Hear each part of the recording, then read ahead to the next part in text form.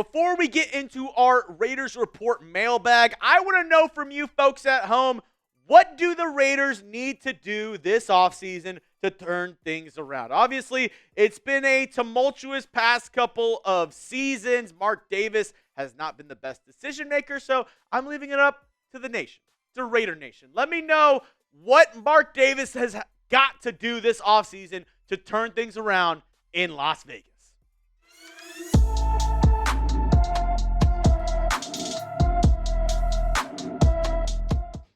Welcome into the Raiders Report. I am your step-in host, Jeremy Chuggs, while Mitchell Renz is getting better from an eye injury. Give him some well wishes down in the comments section. I know he wants to be here so bad, but he's got to rest up that eye to be able to come back on Monday Night Football, so I'm the best you got right now. So all the questions from today's show are from our live audience on December 10th. So if there's anything that new happened, don't blame me, blame my producer, Colin. I'm just kidding. But let's get into the first question on today's show, and it is coming from the namesake of the show, Mr. Mitchell Renz. Who gives the Falcons a better chance to win? Is it Cousins or is it Penix? That is a good question. Cousins has been, como se dice, bad. He's been awful the past 4 games for Atlanta, and they drafted Michael Penix top 10 this past year for a reason. He's their guy of the future, supposedly, in Atlanta. So I don't know if Penix or Cousins gives you a huge advantage either way.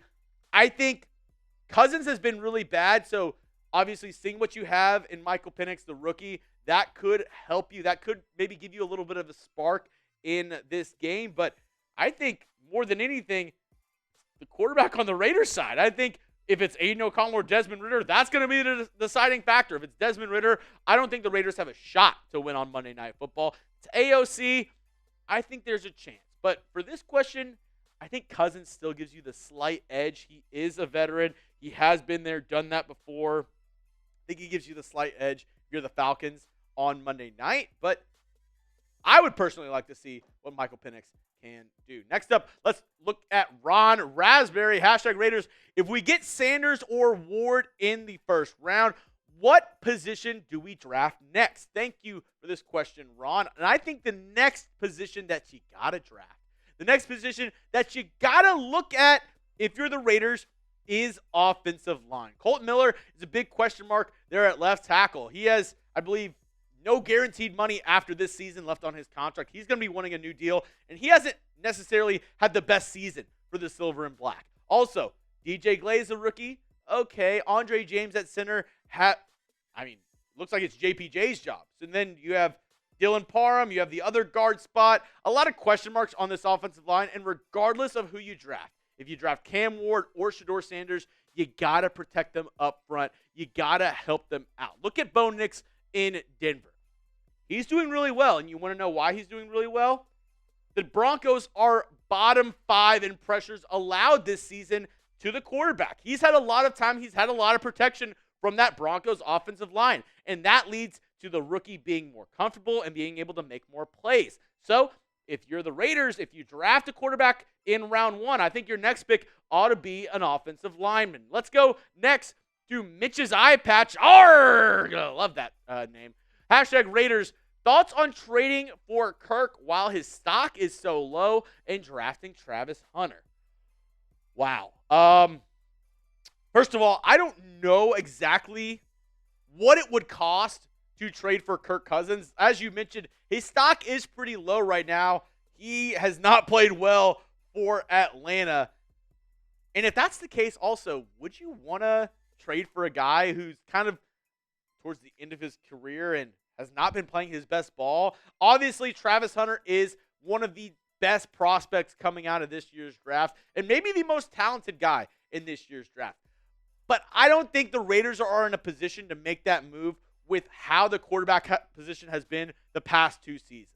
Going through guys like Jimmy G, Brian Hoyer, Gardner Minshew, Aidan O'Connell.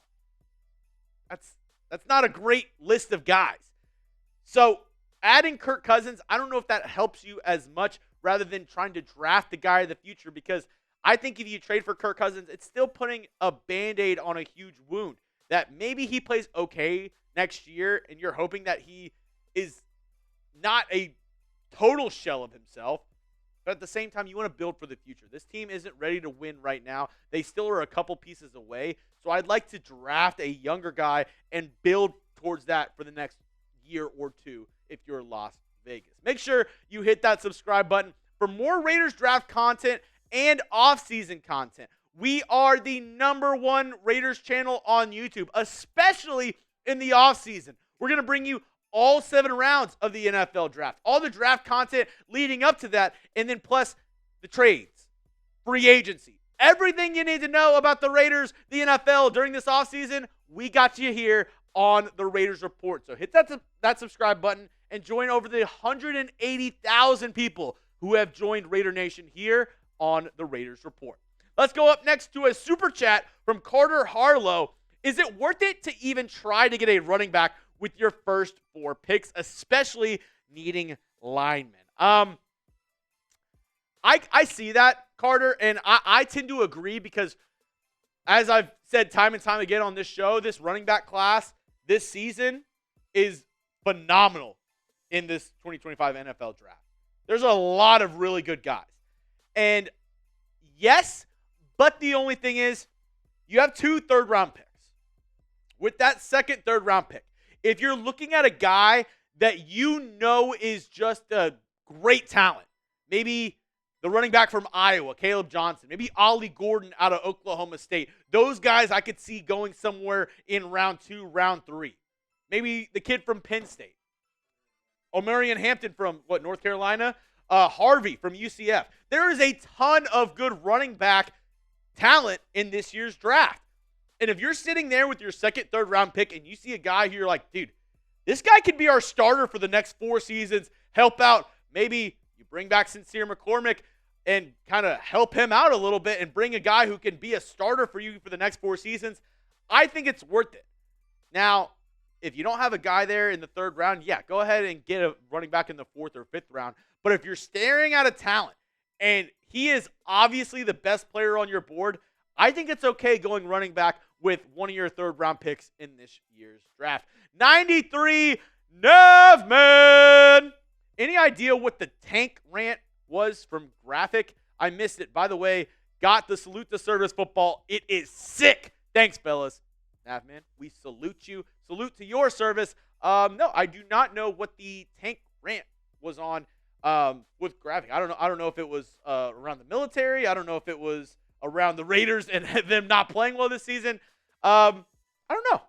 Not sure. I do know, though, we here at the Raiders Report have been members of Team Tank just because we want that quarterback. We want that first overall pick.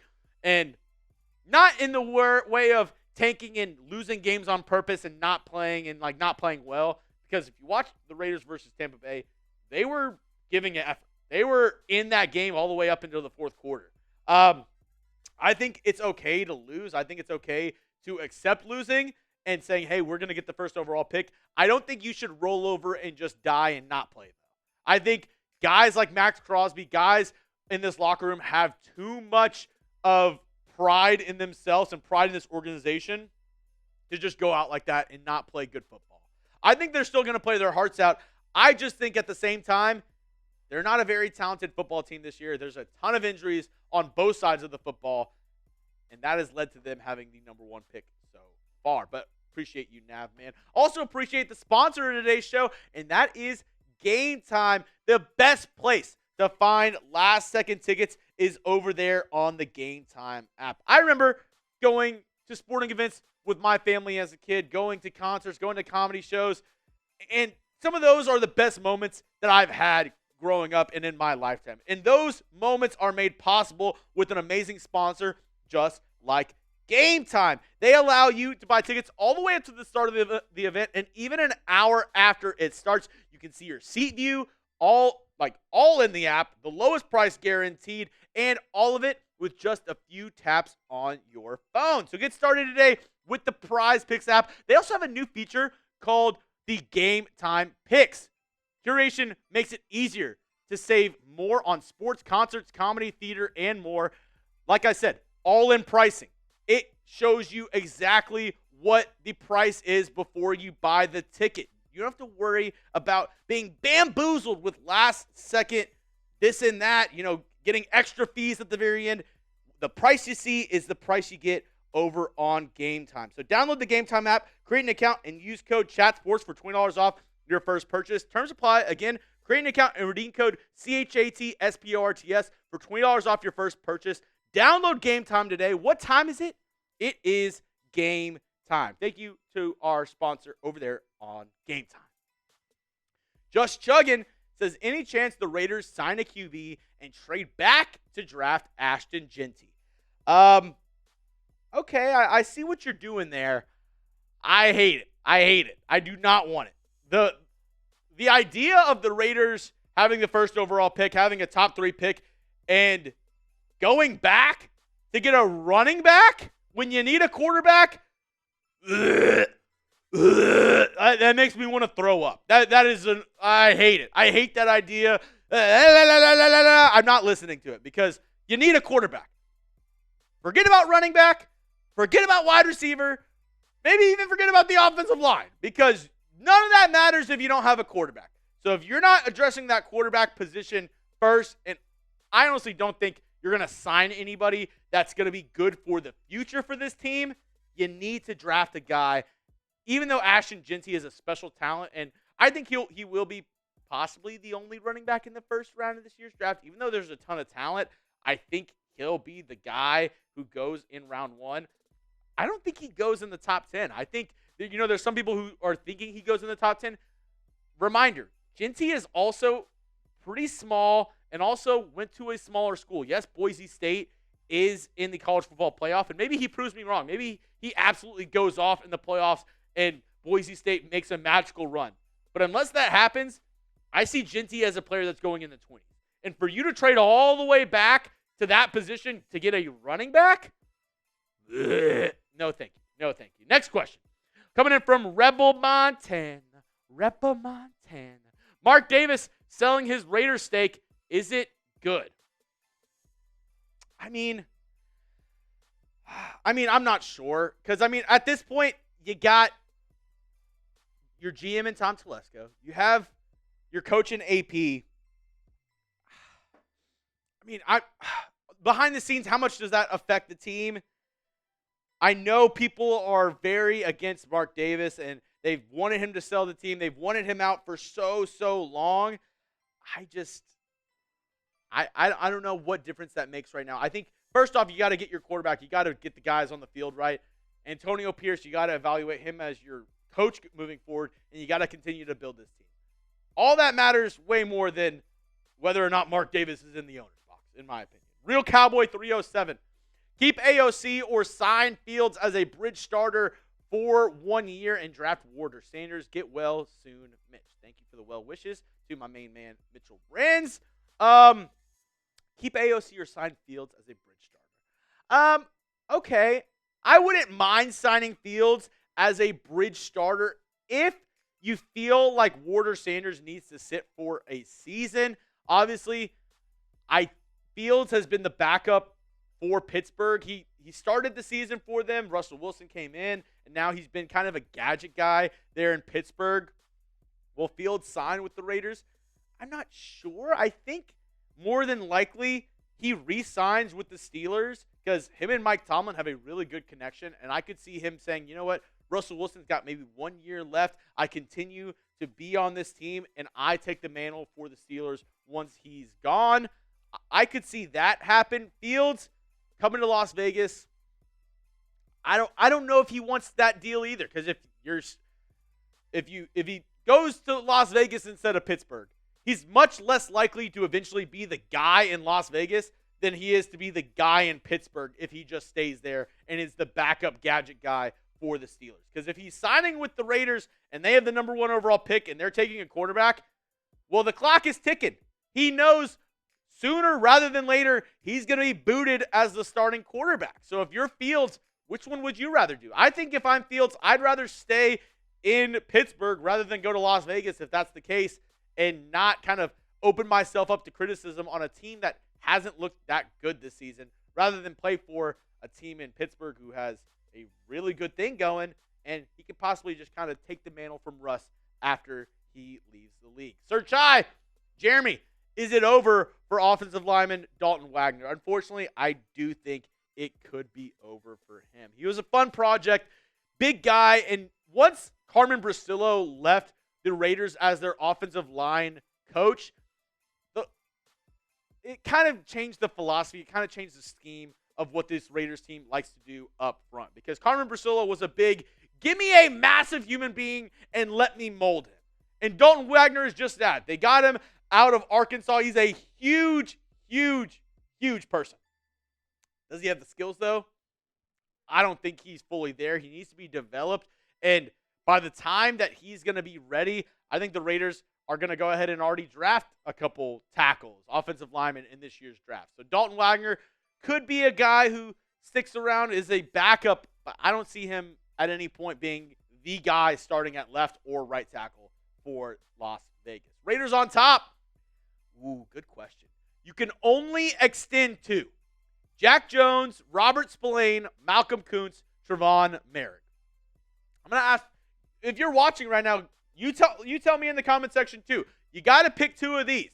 Jack Jones, Robert Spillane, Malcolm Koonce, Trevon Moehrig. Which two are you extending? I think if I can only extend two, I think it'll be tough. Give me Robert Spillane and Malcolm Koonce. I'm going to say this. Robert Spillane is your guy in the middle. He is the, green dot. Obviously, Max Crosby is the heart and soul of this team. If Max Crosby is the heart and soul, I think Robert Spillane might be the backbone. He's the guy who kind of gets everybody ready, is the guy that gets everybody in order. I think he's a very important part of this defense, and he's a hidden gem that you found. He was a guy that you signed in free agency who people didn't really expect a ton from him, and he has well been overplayed his contract and what his expectations were coming into Las Vegas. So I would go ahead and re-sign Robert Spillane. And Malcolm Koonce, I think you can actually get him on a very cheap contract if you want to re-sign him for a 1 or 2 year deal. I think that could be good for the Raiders. Edge has been a very, very popular position in free agency, and you've seen guys getting bukus of money. I mean, look at the Eagles, what they did this offseason with signing, what's his name? Bryce Huff. They signed him to a massive contract. He hasn't done that much. So edges are getting a ton of money, and possibly you can get a guy who already knows the system, who's very good in Malcolm Koonce at a cheaper deal, a little bit of a discount. That's why I'm going Koonce and then Spillane as well. J-Row 182. If Chugs makes the final call, you picking Sanders or Ward with the first round pick. What are the odds they take Travis Hunter? I think slim to none that they take Travis Hunter. I think if I'm making the call, I think I got to go with Sanders. I think I got to go with Shedeur Sanders over Cam Ward, just because the writing's kind of been on the wall. He wants to be a Raider so freaking bad. And don't you want somebody on your team, especially the signal caller, especially the captain, especially the guy, don't you want him to have that pride, have that, sense of I'm playing for this team? I think Shedeur brings that.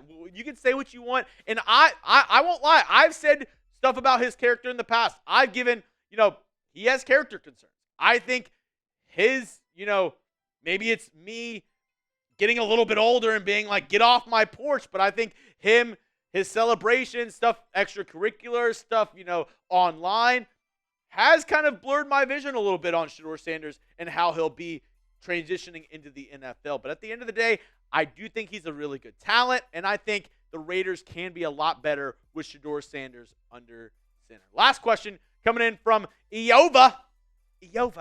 Draft Scadaboo and have him and Sincere be our Gibbs and Montgomery. I wouldn't mind that. I mean, I think that is way too high of a mark to say you want Scadaboo and Sincere to be like Gibbs and Montgomery, somebody who they signed in free agency, gave a pretty penny to, and then somebody who they drafted in round 1. I think Scadaboo is going to be somewhere in that 3rd, 4th, 5th, maybe 6th round of the NFL draft, especially being a running back. I mean, whenever there's a run on running backs, I think he's going to be in that mix, that shuffle where they're like, oh, wow, you just saw 4 running backs come off the board. I think he'll be in something like that during the NFL draft.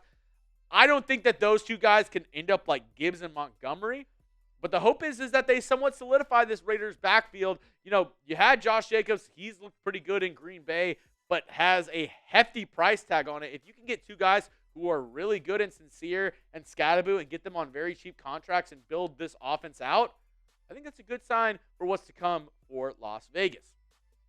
That's all I have for you on today's show, folks. Like I said, this was filmed on December 10th, so if there's anything out of date, don't blame me. Blame my producer, Colin. I'm just kidding. But make sure you hit that sub button. Make sure you join us for more Raiders videos this week and a watch party for Monday Night Football. Be there, be square as the Raiders take on the Falcons. We will be live here on the channel, so hit that sub button and turn on your notifications.